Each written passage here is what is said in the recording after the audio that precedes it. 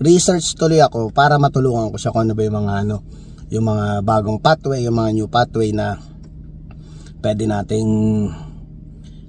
malaman at para ma-share ko din sa kanya at the same time ma-share ko din sa inyo mga kamamo. So ito yung mga nakita natin sa research natin.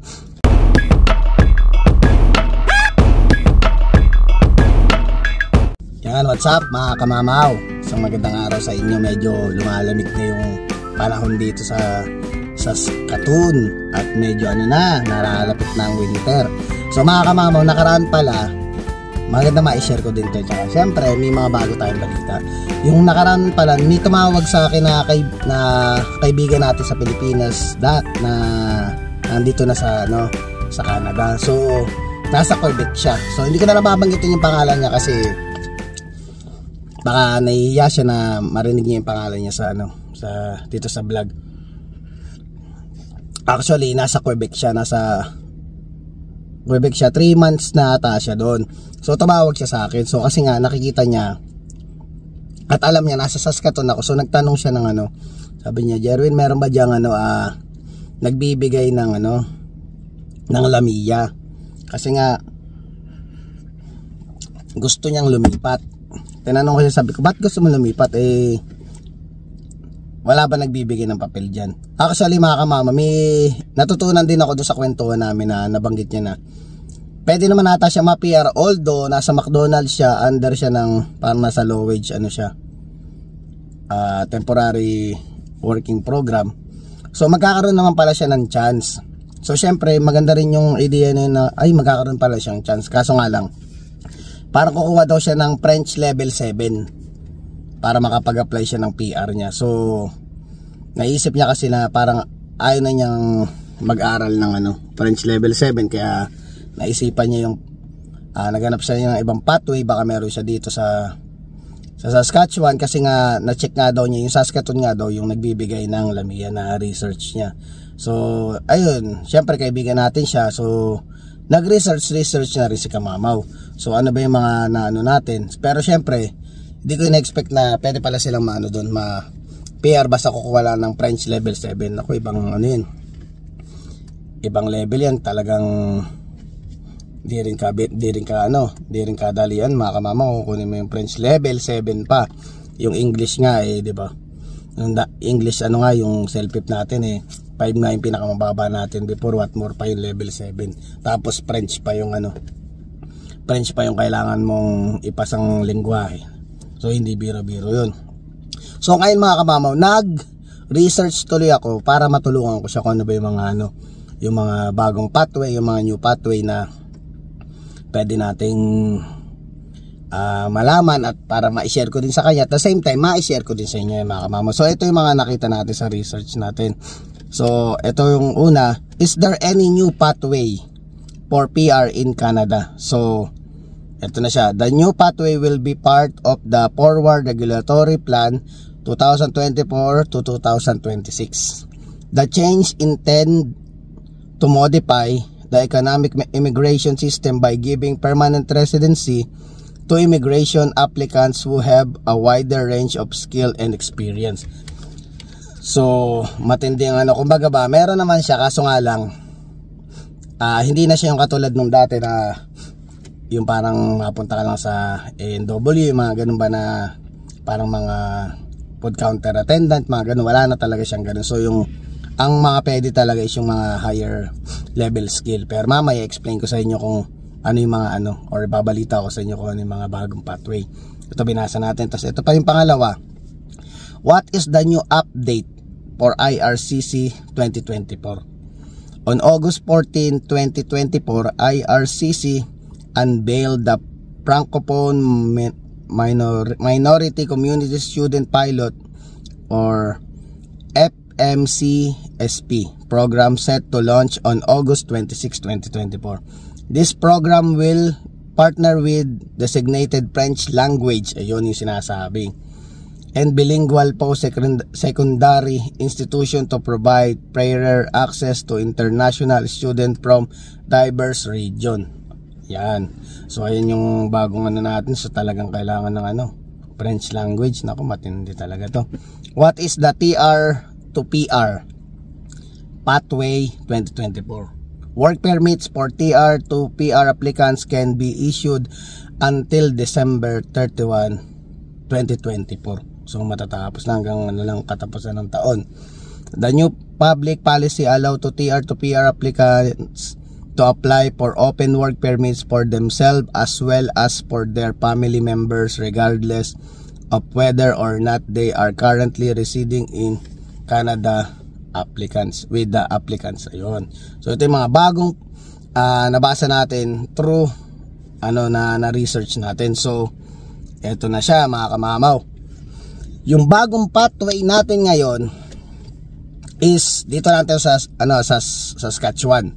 So may mga nabalitan tayo, tapos shoutout pala kay Alex and JJ Vlog na panood din kasi natin, nagkaroon tayo din ng idea.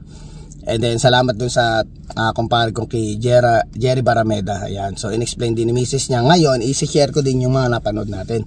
So ngayon may bagong pathway pala dito sa Saskatchewan or sa Saskatoon na mga gusto mag-apply ng trabaho. At the same time yung new pathway for permanent residency. So there we have two ways of kung anong klaseng trabaho ang iyong applyan. Usually meron tayong healthcare tsaka agricultural. So sa agricultural mga kamamaw is hindi lang naman sa farm yun. So ito papakita ko rin sa inyo mga kamamaw yung mga pwede nyong pag-applyan. Pero syempre explain ko ng konti na ngayon hindi nyo na kailangan kumuha ng LAMIA or work permit pag na-applyan nyo ito dahil under permanent residency applicant na agad automatic. Pag itong mga trabaho na to ang nakuha mo, hindi mo na kailangan dahil na siya, may chance ka na agad magkaroon ng permanent residency or makapag-apply na permanent resident dito. So ito yon. So punta ka lang dito mga kamamaw sa Saskatchewan.ca.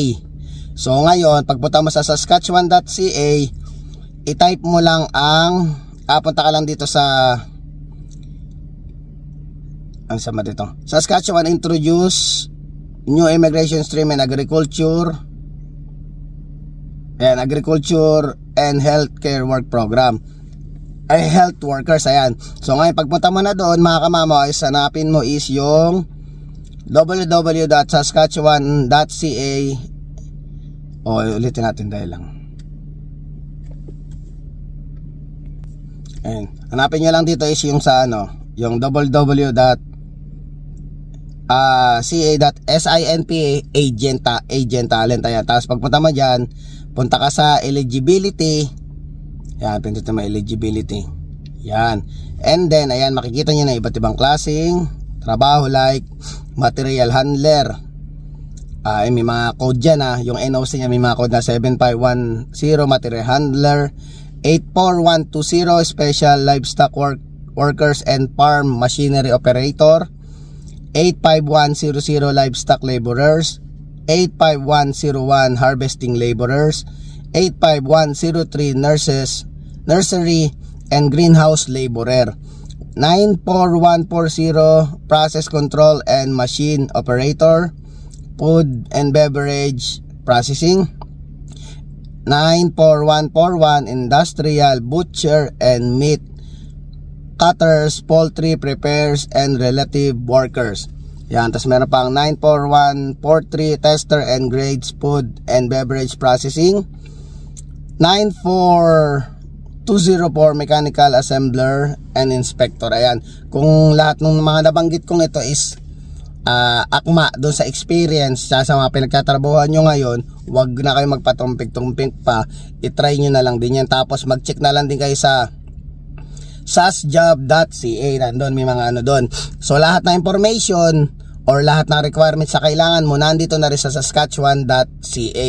Hanapin nyo na lang dito sa website na yan, makikita nyo na lahat ng information na gusto nyo malaman, kung ano ba yung mga kailangan mo at ano ba mga dapat mong ipasa sa kanila pag nag-apply ka ng trabaho. So ayan, kaya malaking tulong din nung napanood natin yung sa kumpara natin na yung kasi nagbablog din yon. Please don't forget to subscribe to Alex and JJ's Vlogs. Marami din silang mga balita about dito sa Saskatchewan, which is gumagawa rin katulad ko sila gumagawa rin sila ng video para makatulong din sa mga kapwa natin Pilipino, kaya shoutout sa inyo. Ayan, so yun yung pathway natin na meron talaga. Tapos ang kagandahan nun, hindi na sila kailangan kumuha ng parang tatawag nilang lamiyang nabanggit ko kanina, tsaka yung sa work permit. So automatic siya, under na siya ng permanent resident application. Yun na yung mga ganitong trabaho, automatic na siya, maano ka na. Pero at the same time, hindi ka na siguro kukuha ng dito yung sa CLB lang ang kailangan, which is yung CLB is yung Canadian Language Benchmark. Yun lang ang kailangan mong ipasa. Kung dito, makikita mo rin dito sa site ng Saskatchewan.ca kung ano yung mga anong kailangan mong score do sa CLB mo para maipasa mo yung sa kasi magkakaiba yan ng category. Like for example na lang ako, nung dating server ako is ang passing grade ko is parang 5, di ba? So 5 ang pinaka passing grade ko, di katulad nung dating panahon natin is yung mga nursing applicants or yung mga nasa healthcare or health region. Ang alam kong kailangan mong ipasang English test is like 7 yung pinaka passing grade. So magkakaiba kasi ng score yan or grade na kinukuha kung mag-apply ka ng permanent residency. Kasi syempre, for example din naman, kasi talagang napakahalaga naman talagang dapat mataas ang score mo kung ang trabaho mo is sa ospital, dahil sabi nga nila hindi naman din biro yung trabaho nila. Kailangan talaga magaling kang magsalita ng English, maintindihin ka sa lengguwahe ng English. Sabihin natin second language yan. Dapat talaga maayos at magaling kang makinig, kasi buhay yung buhay natin, yung buhay ng tao yung pinag-uusapan yan. Dapat kung talagang nandun ka sa point na yun, dapat naiintindihan mo ng eksakto yung mga taong nakakausap mo. Yun yung way mas mataas ang ang passing grade or passing score na hinihingi pag dun sa mga ganong klaseng trabaho, dahil napaka-importante na nagkakaintindihan o naintindihan nyo yung mga bagay na sinasabi sa inyo at yung bagay na sinasabi nyo. So ayan mga kamamaw, magandang balita yan. So kung mga gusto mag-apply, itry nyo na, isilipin nyo na, i-grab nyo na yung pagkakataon na ito, dahil minsan lang yan, dahil hindi naman natin masasabi. Alam natin na paiba-iba rin ang mga nangyayaring policy dito sa Canada. So sa ngayon, ito yung policy na lumabas. So kung may chance ka o talagang inaabangan mo rin yung mga ganitong klaseng pagkakataon, sunggaban mo na, applyan mo na, wala namang mawawala kung itatry mo. Malay natin itong pagkakataon na to para pala talaga sa iyo. So ayun mga kamama, tatapusin ko na yung vlog. Maraming salamat sa inyo, at sana na may natutunan na naman kayo or may nakuha na naman kayo magandang impormasyon dito sa ating vlog. So maraming salamat. At please, na lang po yung mga skip ads na lumalabas sa ating video. Huwag nyo na lang po pa-skip, kasi para tulong na lang din po sa ating YouTube channel. So please don't forget to like, share, subscribe, and hit the notification bell for more updates of my video. See you mga kamama.